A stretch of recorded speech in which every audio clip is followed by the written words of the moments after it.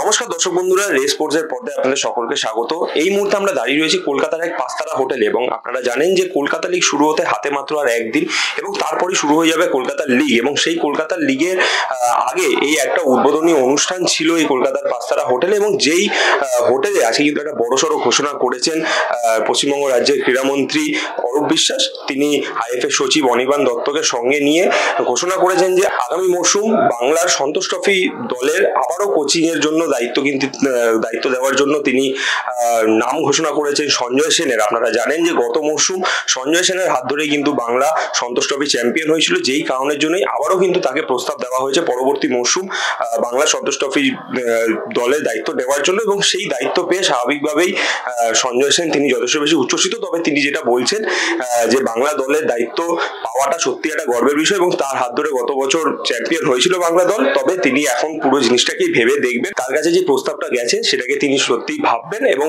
পরবর্তীতে তিনি সেই বিষয়ে ডিসিশন নেবেন যে তিনি কি করবেন, কোচিং এর দায়িত্ব তিনি নেবেন কিনা। চলুন শুনে নেওয়া যাক সঞ্জয় সেনের মুখ থেকে তিনি কি বললেন আজকে। ঘোষণা করছি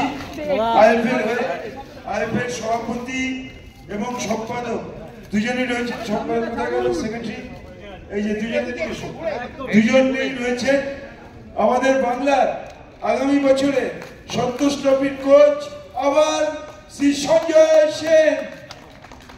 না দেখো, এটা আমার কাছে একটা চমক, কারণ আমি একটা আজকে যে অনুষ্ঠানটা একটা সুন্দর আইএফএ যে এইভাবে একটা কলকাতা ফুটবলটা যে শুরু করতে চলেছে, এটা একটা সকলের কাছেই একটা চমক, একটা দারুণ ভালো লাগার জিনিস যে আইএফএ একটা লিগটাকে এইভাবে প্রমোট করা। এটা অনেক বেশি মোটিভেট করে যারা খেলোয়াড়রা যারা নতুন খেলবে তাদের কাছে একটা দারুণ ব্যাপার। এবং আমিও আমার কাছেও এটা যে আমি আজকে আমাকে ইনভাইট করা হয়েছিল, তো আমি এসেছিলাম। তো এখানে এসে মাননীয় ক্রীড়ামন্ত্রী অরূপ, হ্যাঁ, ও যেভাবে এইভাবে বলবে এটা আমার কাছেও এক্সপেক্টেড ছিল না। আমার কাছেও একটা চমক এবং একটা সম্মান যে একটা ক্রীড়ামন্ত্রী এরকম একটা সভাঘরে সকলের সামনে উনি একটা নিজের পছন্দ মতো উনি বলেছেন। একটা দিক দিয়ে উনি যেটা অ্যাঙ্গেল থেকে বলেছেন এটাকে আমি সমর্থন করি, যেহেতু কলকাতা লিগ শুরু হচ্ছে কোচটা আগে বেছে নেওয়াটা, তার কারণ যেই কোচ হোক তার পক্ষে নিজের চোখে দেখা, তার ভাবনা চিন্তাটা ভেবে নিয়ে সে অনেকভাবে দল গঠনটা করতে পারে। কিন্তু আমার কাছে এটা একটা আশ্চর্যের ব্যাপার, যে চমকেরও ব্যাপার। কিন্তু এটা আমার এখন একটু আর্লি যে আমি কমিট করতে পারছি না, যে আমি বলছি না যে আমি করবো না, ব্যাপার না। কিন্তু এই মুহূর্তে হঠাৎ করে এটা তো কাছে একটা মানসিক প্রস্তুতির ব্যাপার থাকে। তো যেহেতু এটা একটা ক্রীড়ামন্ত্রীর একটা ভার আছে, তো তার বক্তব্য বা তার আবদার এটা নিশ্চয়ই ভেবেচিন্তে দেখার ব্যাপার আছে। এবং আমি যদি সময় আমি ফ্রি থাকি নিশ্চয়ই ভেবে দেখব। কোনো দ্বিধা নেই, বাংলা দলের একটা সন্তোষ ট্রফি বাংলা দলের কোচ হব, এটা তো সকলের স্বপ্ন থাকে, যারা কোচিং করে সকলের স্বপ্ন থাকে।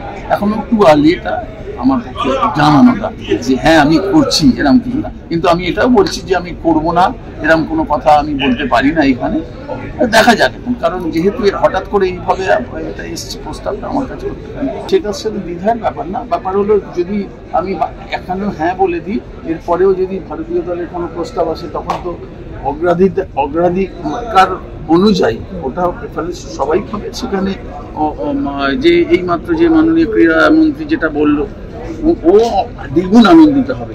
তো এগুলো সব কিছু ভাসানো ব্যাপার, এই যে ইফস অ্যান্ড বাটসের মধ্যে। কিন্তু এই মুহূর্তে যেটা যে ব্যাপারটা, এটা আমার কাছে একটা কি বলবো, একটা দোলচালের মধ্যে ফেলে দেওয়া একটু সময় লাগবে। আমি আজকে একটা এইখানে এসেছি, একটা সুন্দর একটা অনুষ্ঠান যে সিএফএল এটা করছে, এসে শুরু করছে, এরকম ভাবে তো কখনো শুরু হয়নি। আমরাও খেলেছি দীর্ঘদিন কলকাতা লিগ, এইভাবে প্রজেক্ট করাটা মানে আপকামিং প্লেয়ারদের কাছে একটা মোটিভেশন যে এইভাবে একটা কলকাতা লিগ শুরু হতে চলেছে। এই অনুষ্ঠানে আমার কাছে এরকম একটা প্রস্তাব আসবে, এটাও আমার কাছে একটা চমক, বা আমার কাছে কি বলবো, আমি এক্সপেক্টই করিনি। উনি ওনার খেলার ভালোবাসেন, ওনার অ্যাঙ্গেল থেকে বলেছেন এবং ওনার এই প্রস্তাবে আমি কোনো রকম দেখছি না। যেহেতু উনি ক্রীড়ামন্ত্রী এতদিন আছেন, বাংলাও কিছুটা সাফল্য পাচ্ছিল না, গত বছর আমরা সেই সাফল্যটা অর্জন করেছি, সেই সব অ্যাঙ্গেল থেকে উনি বলেছেন আমার একটু সময় লাগবে। এটা ক্যামেরা শুভম মন্ডলের সঙ্গে সায়ন দে, রেস স্পোর্টস।